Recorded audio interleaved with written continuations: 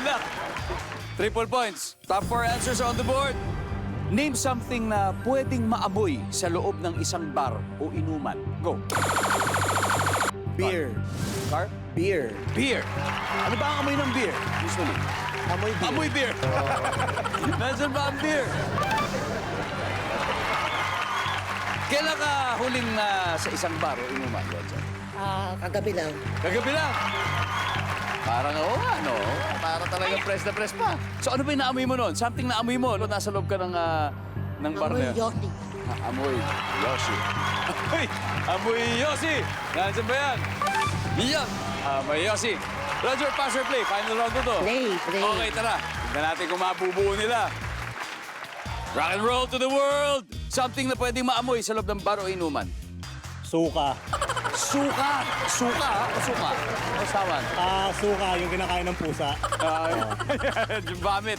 Nandyan ba ang suka? Vomit. Boom! Isa na lang. Woman. Pulutan. Pulutan. Kagaya ng? Ano pulutan? Sisig. Sisig! Mga ganun-ganun pa yan. Nandyan ba ang sisig? Wala. GB, 2 more chances. Something na pwedeng maamoy sa loob ng bar o inuman.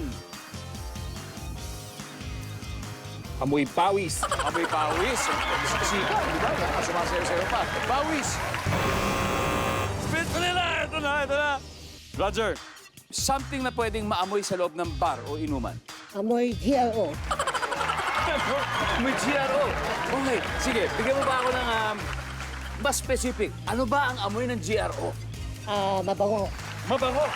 So, ano yung amoy na yun? Parang, Mga fragrance, mga baby powder, mga ganyan. okay.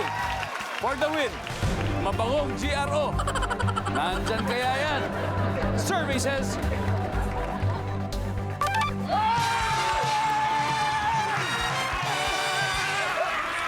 Wow. Ang ating final score, Cool Pals 541, Spit Manila 80 points. Maraming salamat, Carl. You guys played so well. Angelica, thank you. Chester, thank you. Monica, thank you. May 50,000 pa rin po sila. Next time, yung ibang members naman ng Spit Manila, baka pwede?